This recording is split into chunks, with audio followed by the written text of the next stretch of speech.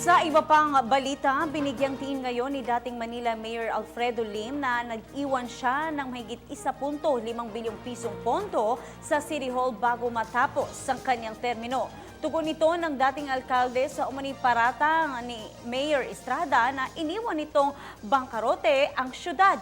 Narito ang report ni Julius Disamburon. Sinagot na ni dating Manila City Mayor Alfredo Lim ang mga paratang na ibinabato sa kanya ni Mayor Joseph Estrada. Isang inchi, isang bomba yung kalaban ko eh. Lagi kasing binabanggit ni Erap na iniwang bangkarote ni Lim ang Maynila noong matapos ang termino nito. Sa regular na bulong-pulungan, hinayag ni Lim na hindi totoong iniwan niyang bangkarote ang lungsod. Patunay dyan ayon sa tinaguriang Dirty Harry na nasa mahigit 1.5 bilyong piso ang iniwan pa niyang pondo sa Maynila sa petsang 5 ng Hulyo taong 2013. Puro kasinungalingan yun eh. Doon na lang, mapatutunayan doon sa sinasabing Bankrapan City of Manila. May kasabihan tayo eh, pag ikaw napatunayan na nagsisinungaling, huwag nang paniniwalaan lahat ng mga sasabihin mo kasi may bahid na kasinungalingan yun.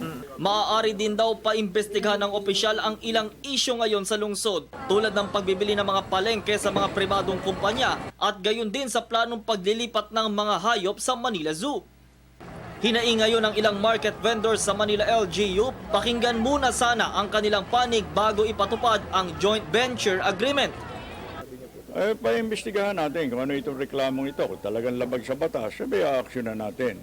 Pag development, ibig sabihin, walang problema, hindi ba?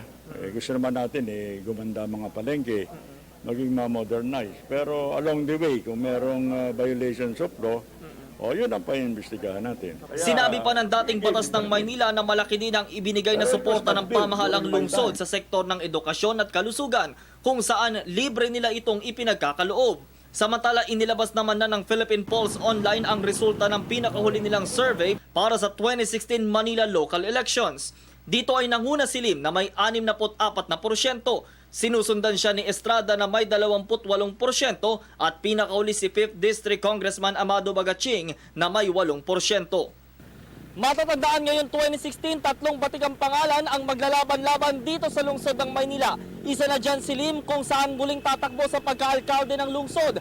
Kanyang makakalaban sina Representative Amado Bagaching at ang kasalukuyang punong lungsod, Joseph Ejercito Estrada.